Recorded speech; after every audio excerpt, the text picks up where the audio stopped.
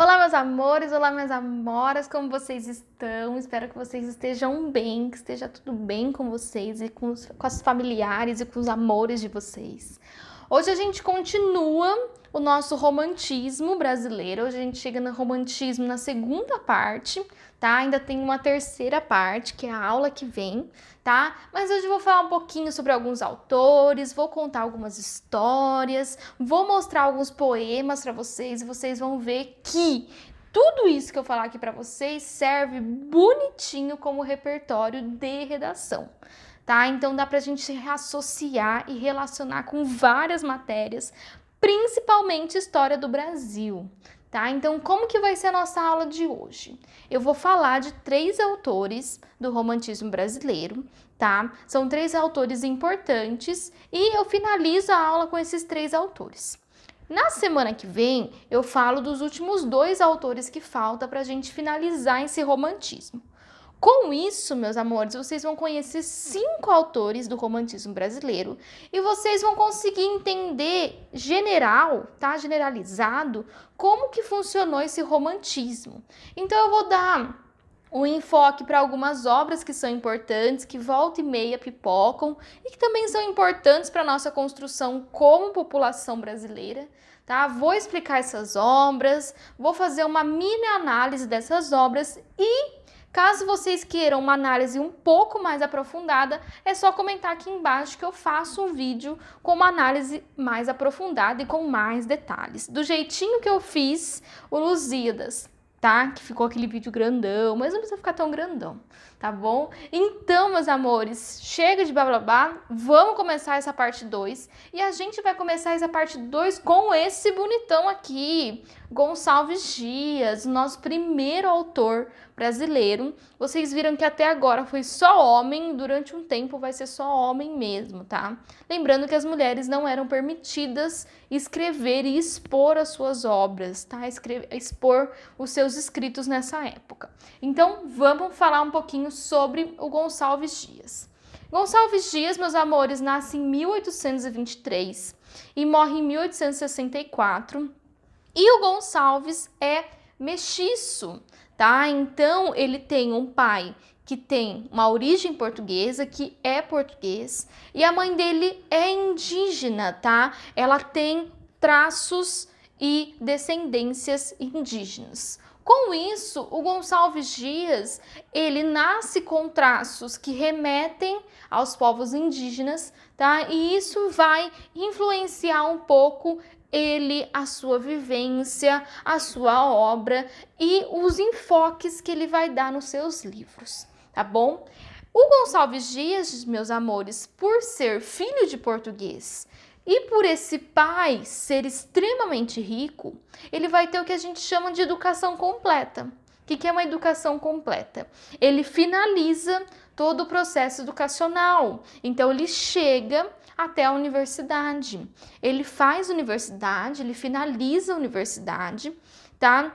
E ele tem um nível educacional que é muito raro na sociedade de 1800 e pouquinho aqui no Brasil, tá? Então, ele já se destaca educacionalmente. Porém, além disso, tá? O Gonçalves Dias, ele foi apaixonado por uma menina, tá? Por uma moça brasileira, tá? Extremamente da elite, assim como ele, porque ele também é da elite. E quando ele volta da universidade, quando ele finaliza os seus estudos, ele pede ela em casamento. Então ele vai até o pai dela, pede ela em casamento, tá? E o pai dela, que era uma figura muito importante na época e na cidade, tá? Nega o casamento, fala, não, minha filha não vai casar com descendente de um povo indígena. Minha filha vai casar com um português, vai casar com um europeu, então não. Se eu fosse você, eu nem insistia mais, porque se você insistir, nós teremos problemas. Bom, esse casamento negado destrói o Gonçalves Dias. Tá? Ele fica extremamente magoado, extremamente decepcionado, frustrado e com extensa raiva. Ele fica com muita raiva. Então ele começa a se perguntar até que ponto a descendência dele ou os fenótipos, ou o jeito dele, ou os pais dele vai influenciar em quem ele é. E por que a sociedade tem esse preconceito tão grande com outras populações que não sejam as populações portuguesas? E isso vai ficar remoendo, tá? E ele vai expor esse sentimento, ou essa mistura de sentimentos nas suas obras. Tá? Então, a gente percebe em várias obras do Gonçalves a presença desse ódio, dessa raiva, tá? Dessa tristeza mesmo por causa desse casamento e por causa dessa condição. Tudo bem? A obra dele é uma obra extremamente equilibrada. O que significa uma obra extremamente equilibrada, Marina? É que ela não é marcada por por exageros sentimentais. Tá? Então, Gonçalves Dias, meus amores, apesar dele ser romântico, ele cria uma obra que demonstra sentimentos, tá? Demonstra relações amorosas, porém de uma maneira equilibrada, sem muitos exageros, sem ir para o melodramático, tá? Sem ir para o dramático, sem ir para o fúnebre, sem exageros, extremamente equilibrado. Além disso, ele tem algo que a gente chama de perfeccionismo artístico. Perfeccionismo, todo mundo sabe o que é perfeccionismo, é aquela pessoa que ela fica fazendo diversas versões até alcançar o perfeito, tá? Lembrando que o perfeito ele é subjetivo. O que é perfeito para vocês não necessariamente é perfeito para mim. Porém, o Gonçalves Dias ele tem esse perfeccionismo. E esse perfeccionismo ele vai aplicar nas duas instâncias, os dois pontos do texto, que é a forma, tá? A forma como ele escreve e o conteúdo que ele escreve. Então, ele vai expressar esse perfeccionismo nas suas obras. Então, a gente percebe, quando a gente faz uma análise um pouco mais aprofundada das obras de Gonçalves Dias, o quanto ele trabalhou na forma, nos parágrafos, nas estrofes quando é poesia, o quanto ele trabalhou nas palavras, ele buscou as melhores palavras, as melhores frases, as melhores relações, as melhores metáforas, as melhores descrições. Então ele fica muito tempo imerso na sua obra, sempre tentando melhorar a sua obra, tá? Então, devido a isso, meus amores, ele fica anos e anos escrevendo a mesma coisa e sempre fazendo novas versões. Além disso, tem um ponto que é extremamente importante do Gonçalves Dias, que é o engrandecimento do índio.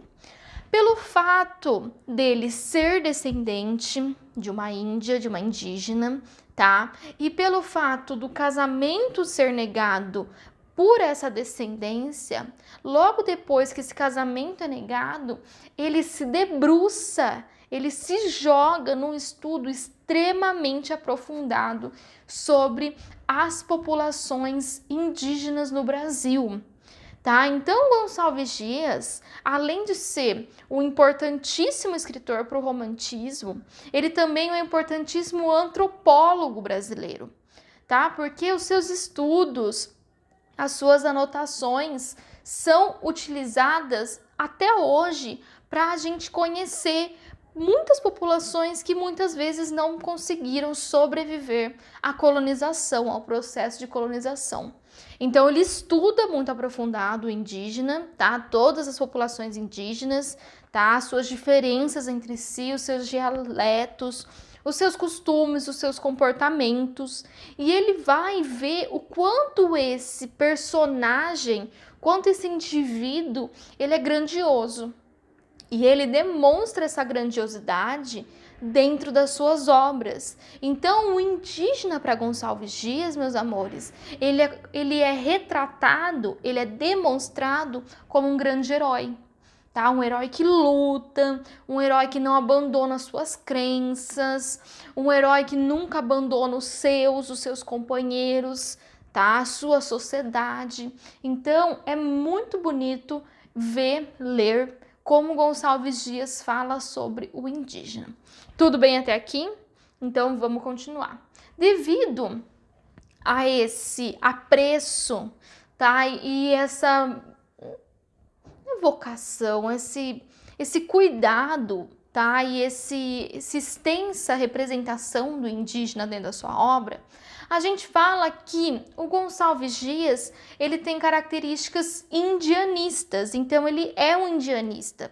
Ele tem várias obras onde ele vai retratar o indígena, tá? Como eu já falei, esse índio é retratado como herói. Além da característica que se relaciona com as populações indígenas, o Gonçalves Dias também tem uma característica de patriotismo, então ele é extremamente patriótico, então ele exalta a sua pátria mãe, que é o Brasil, nas suas obras. Isso é uma característica do romântico, tá? O romântico, ele vai exaltar a sua pátria, ele tem orgulho da sua pátria, tá? Então, na maioria dos autores românticos, tanto do Brasil como de Portugal, da França, da Inglaterra, eles têm esse patriotismo e essa exaltação. Nativismo, o Gonçalves Dias vai retratar o nativo.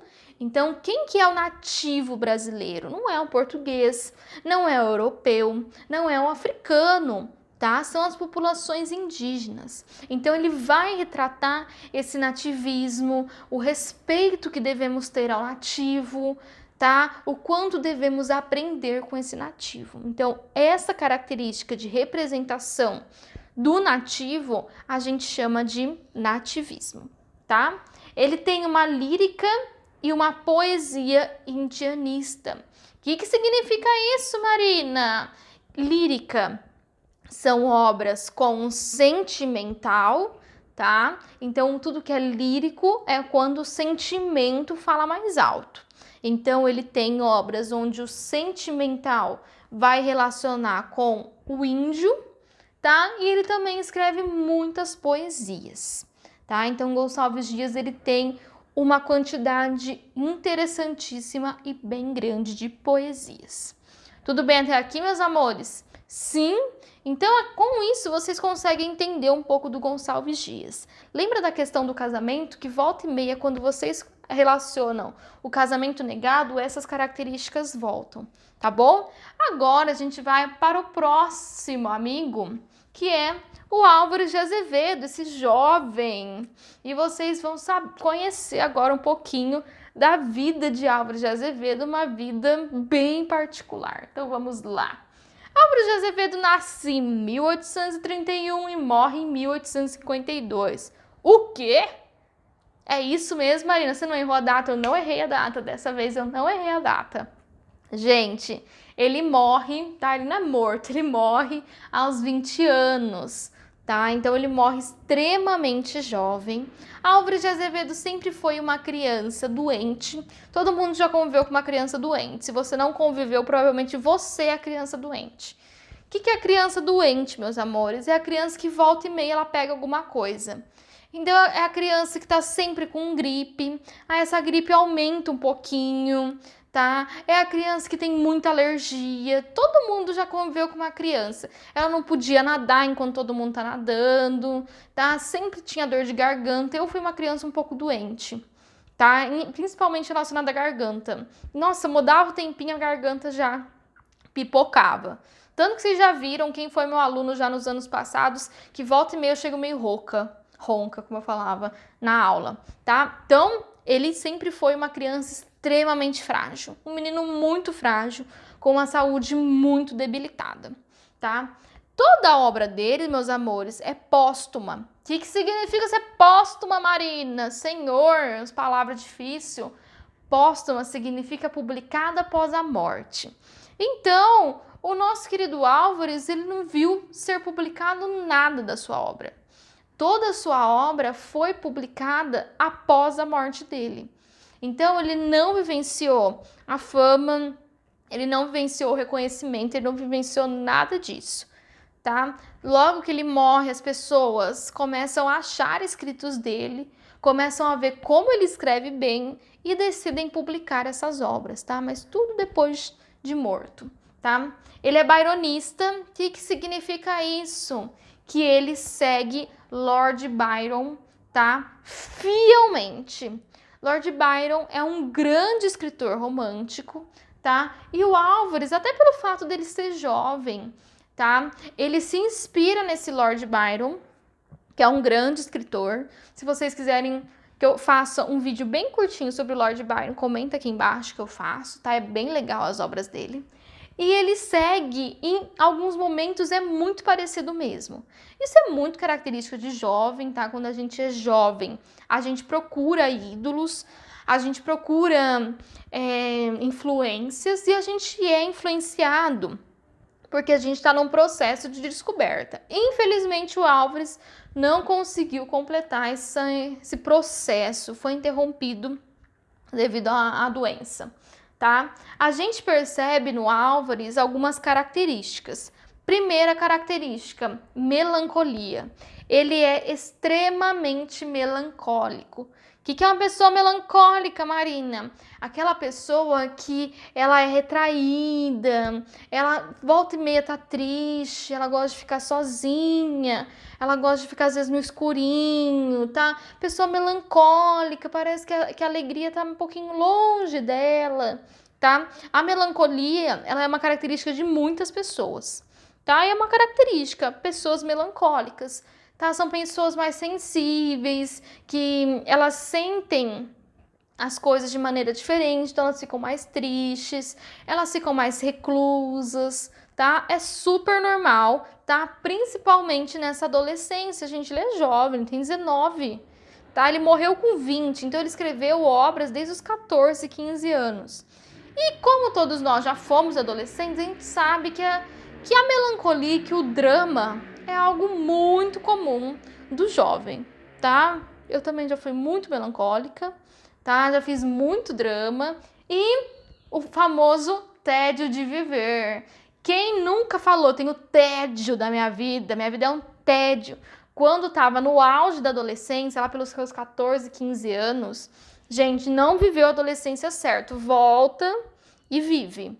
Tá? Então ele tem um tédio da vida dele, ele queria que a vida dele fosse mais animada, ele queria ter mais amigos, ele queria sair mais. Ele tem um tédio, ai, minha vida é muito chata. Ai, minha família é muito chata. Nossa, eu nunca faço o que eu quero, que saco, que porre. Gente, jovem, tá? Se você convive com adolescente, você sabe o que eu tô falando. Então vamos lá. Além desse tédio de viver, ele usa a escrita dele através da ironia, ele constrói a escrita dele através da ironia. Então ele vai escrever versos extremamente irônicos, tá? Como um bom jovem, como um bom adolescente.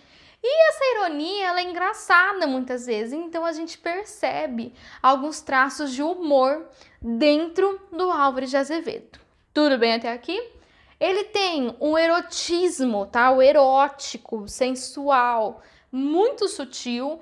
Por que é muito sutil? Porque ele está começando a experimentar essa sensualidade, esse desejo, tá? Esse tesão que começa a nascer com a adolescência, tá? É quando tem a explosão dos hormônios nos nossos corpos, tá? E a gente começa a sentir, experimentar essa vontade de, ai, quero provar, quero tentar, quero fazer, tá? Então a gente vê ainda que é muito sutil. Por que é sutil?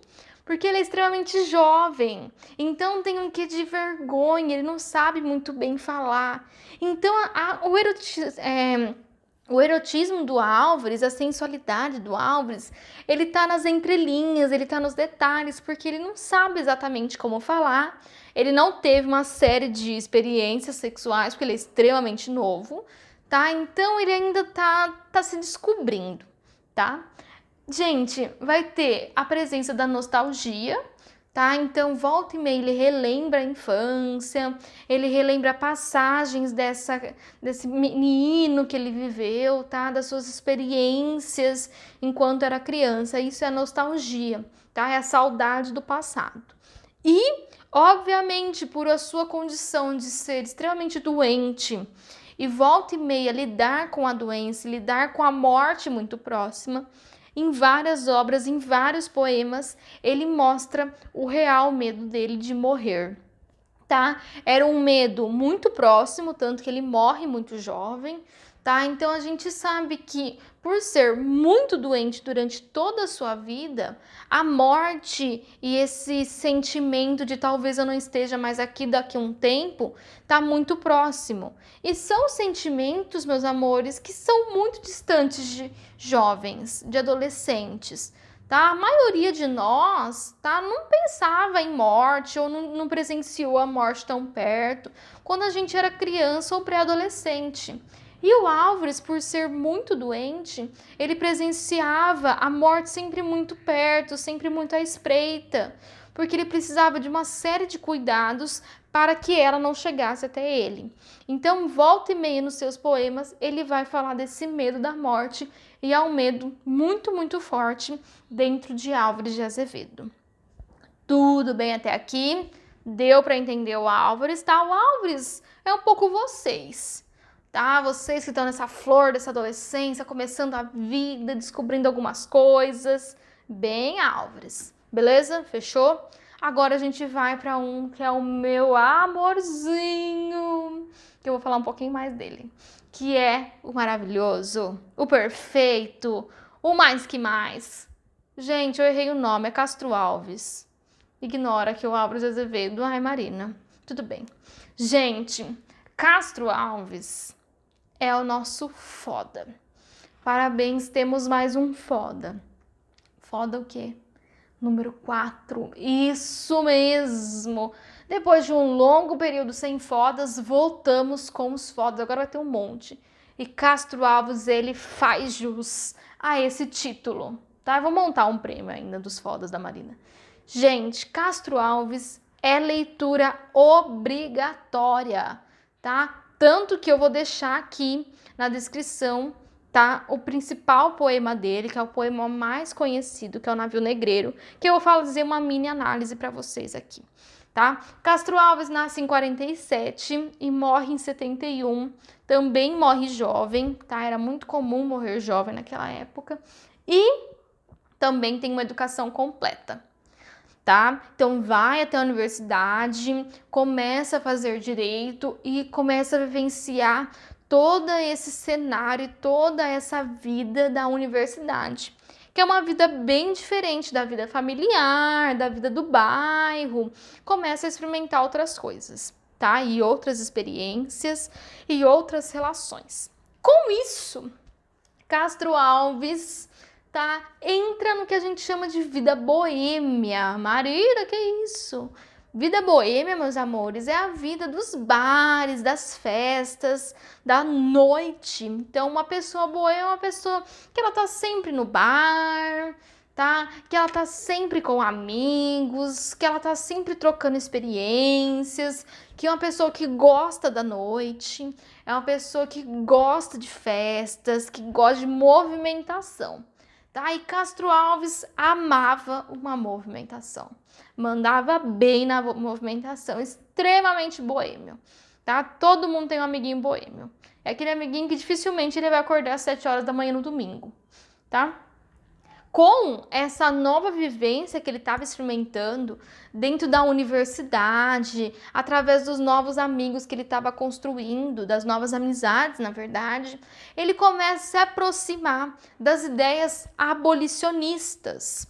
Então, Castro Alves, que tem descendência, tá, da população africana, da população negra, tá? Começa a se aproximar dos conhecimentos sobre essas populações, sobre esses indivíduos e começa a defender a abolição da escravidão no Brasil, tá? Ele é conhecido como poeta dos escravos até hoje, porque a maioria da sua obra vai retratar o horror, tá? O medo, a morte, a exploração que esses indivíduos escravizados passavam quando chegavam até o Brasil através do tráfico, tá? Então ele vai dedicar sua obra praticamente inteira para os temas de escravidão e de abolição.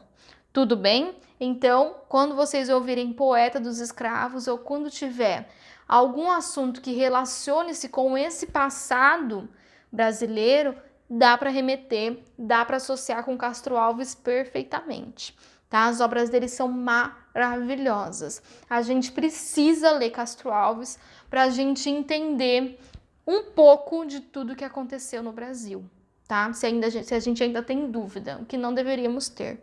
Mas tudo bem. Ele vai participar, obviamente, ativamente da política. Ele tem participações políticas muito importantes, até pela causa que ele luta, tá? Pela causa que ele defende. Essa causa abolicionista precisava de pessoas na política, tá? Porque eu preciso viabilizar essa abolição. Então eu preciso de políticos que estejam aptos a falar, defender, a brigar por essa causa, tá? Então ele tem uma vida política bem agitada lá em Recife. Gente, Castro Alves morre de tuberculose, extremamente jovem, e infelizmente finaliza, tá, essas grandes obras que são as obras de Castro Alves, que são obras maravilhosas. Gostaria eu que ele tivesse vivido um pouco mais para nos presentear com obras tão importantes. Mas vamos para as temáticas. A obra do Castro Alves, meus amores, ela é dividida em 5, maluca, né? Em 5 temas, tá? Então a sua poesia, ela é dividida em 5 temas. Então qualquer poema vai se encaixar em uma dessas categorias, tá? A primeira categoria é a lírico-amorosa, tá? É onde ele fala mais de sentimento, de relacionamentos, de amor, tá? A próxima é a que tem mais quantidade de obras, que é abolicionista, que vai defender a abolição da escravidão, tá? Não dos escravos. Ele faz algumas poesias sobre natureza, é o início da obra de Castro Alves, quando ele está experimentando ainda, tá? Como que vai ser a expressão literária dele, como que ele se sente mais à vontade escrevendo. Então tem algumas obras sobre a natureza. Tem a poesia libertadora, que é a poesia que exalta a liberdade de todos, tá? Inclusive e principalmente das pessoas que estão em regime de escravidão aqui no Brasil, tá? E a poesia histórica, que também é extremamente importante, que é a poesia que mostra o passado brasileiro. Então ele vai fazer retrospectivas dessa história brasileira. Então a gente vê que dessas 5 temáticas, 3 se unem muito, que é a abolicionista, a libertadora e a histórica. Essas 3, elas conversam entre si e são as temáticas que têm a maior quantidade de poemas. Tudo bem? Sim? Até aqui, ok? Agora, meus amores, para a gente já ir finalizando, eu vou falar sobre 2 obras do Castro Alves: Espumas Flutuantes e Navio Negreiro. Tá? Vou falar rapidinho de Espumas Flutuantes, porque no Navio Negreiro eu vou ficar um pouquinho mais, mas tá acabando, não tira ainda. Então vamos lá. Espumas Flutuantes foi publicado em 1870, e é o único livro do Castro Alves publicado em vida, tá? Ele tem apenas um livro publicado em vida, ele morre extremamente jovem também, tá? O que é Espumas Flutuantes? É um livro lírico, tá? Então tem toda essa questão do sentimento. Lembra, sempre que for lírico, é sentimento. Patriótico, tem a exaltação do nacional, ele ama a pátria, ele demonstra esse amor à pátria, tá? A gente percebe a presença de um sentimento, de um amor sensualizado, então não é um amor casto, não é um amor inocente, não é um amor de crianças, não é um amor familiar, tá? É um amor entre amantes, tá? Entre namorados, entre namoradas, tá? Então tem essa questão sentimental, tudo bem? E sentimental com a sensualidade relacionada, tá? E além disso, ele foi escrito em tom declamatório. O que é isso, Marina? Tom declamatório, meus amores, é quando eu escrevo uma poesia que eu escrevo ela já pensando em como ela vai ser falada, em como ela vai ser declamada. A poesia, ela não é lida, ela pode ser também declamada. É quando eu falo para um grupo de pessoas, então eu coloco todo o meu sentimento, eu não leio só para mim. tá? Então eu coloco meu sentimento, eu interpreto essa poesia. E o Espumas Flutuantes é um conjunto de poesias com um tom declamatório maravilhoso, tá? Se quiser um vídeo curtinho, um pouco mais aprofundado, tá faltando um pouco de palavras na minha cabeça, um pouco mais aprofundado sobre os Espumas Flutuantes, comenta ou me manda mensagem, tá bom?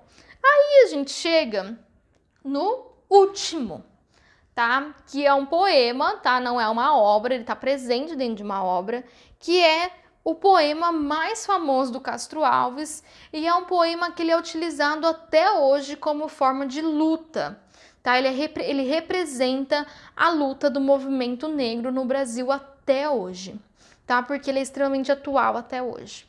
Então, o Navio Negreiro também foi escrito em 1870, e o Navio Negreiro é um poema que faz parte de uma coleção de poemas. Essa coleção chama Escravos. Essa coleção é uma coleção de poemas épicos. O que são os épicos? É quando narram aventuras, é quando tem o foco na ação e não no sentimento. Então, poema lírico igual sentimento. Poema épico igual ação, tudo bem? Agora vocês nunca mais confundem, tá? Então é um poema épico, tá? Um poema chamado Escravos e o Navio Negreiro é uma parte desse poema, tá, gente? O que fala o Navio Negreiro? Ele vai retratar o tráfico de pessoas escravizadas vindas da África, tá? E como que começa esse poema? Ele começa através de uma observação. Então a gente começa a ler o poema e a gente entende que o narrador tá olhando esse navio negreiro, de cima, tá? Como se fosse do céu. E esse navio tá no mar e ele tá observando esse navio e ele fala: gente, que navio lindo! Tá? Ele tá bem lá em cima, então ele não consegue olhar os detalhes do navio. Nossa, eu consigo entender uma melodia, ou seja, eles estão cantando. De onde será que é esse navio? Eu não consigo visualizar a bandeira. Nossa, mas eu preciso entender melhor que navio é esse. Olha que navio bonito, grande. Aí ele começa a se aproximar.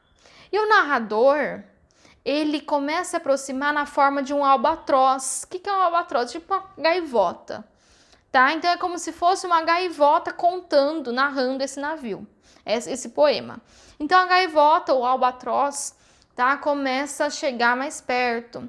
E quando ele começa a chegar mais perto, ele começa a entender o que é aquele navio. E ele começa a se chocar com o horror e com a tristeza, e com o ódio, e com a morte, e com a exploração tão forte dentro daquele navio, tá? Então, com essa observação, o Castro Alves consegue representar a real condição da população africana que foi trazida para o Brasil através do tráfico de escravos, tá? E ele se choca com isso. E ele fica horrorizado. E esse poema é extremamente fúnebre. O que é fúnebre? Ele se relaciona com a morte. Porque exatamente esse albatroz, essa gaivota, ele tá vendo a morte muito de perto. E ele fala: olha, crianças, jovens, adultos, velhos, todos passando por essa exploração, todos sendo machucados, todos sendo retirados da sua terra, tá? Ele começa a sofrer muito. E o poema, ele tem um tom musical muito forte. Então, conforme o albatroz vai narrando, tá? Ele vai contando, ele vai trazendo refrões. E esses refrões parecem um grande musical, parece uma grande música. E essa música, ela mostra o quê? A desumanização humana, tá? Então, ele se choca o quanto esses indivíduos deixaram de ser humanos. Eles agora estão desumanos, tá? Porque tá desumanizado, tá? Então é como se fossem mercadorias. E no final do poema, já quando ele entende toda essa desumanização, ele se choca, ele se revolta, ele fala: mas eu preciso me revoltar mesmo. Eu preciso me revoltar porque eu tenho orgulho de ser brasileiro. E pelo fato de eu ter orgulho de ser brasileiro, eu tenho que mostrar e eu tenho que lutar contra todas essas desumanizações, todas essas violências, essas explorações, ok? Então eu preciso lutar contra isso, eu preciso lutar para que isso acabe por amar o Brasil.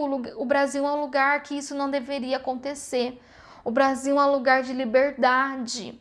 O Brasil é um lugar de prosperidade e ninguém, nenhum indivíduo tem que passar por isso aqui. Então ele faz uma crítica muito forte ao Brasil, ao comércio de escravos, ao tráfico, tá? Então ele vai fazer uma crítica, ele finaliza o poema como crítica, tá? É um poema muito bonito, tá? Eu falei bem rapidinho, tá? Se vocês quiserem que eu faça uma análise, tá? Um vídeo, não vai ficar super comprido, tá? Até porque ele não é tão comprido. Mas explicando, mostrando os trechos, vocês me avisam, tá bom, meus amores? Então, com o Navio Negreiro, eu finalizo a aula de hoje. Espero que vocês tenham gostado, que vocês tenham entendido. Se não entendeu, não tem problema, me manda mensagem, tá bom, meus amores? Só não fiquem com dúvidas. Logo, logo estamos juntos, tá? Espero vocês, espero que gostem e não deixa de curtir e comentar meu vídeo, hein? Um beijo, até a próxima aula.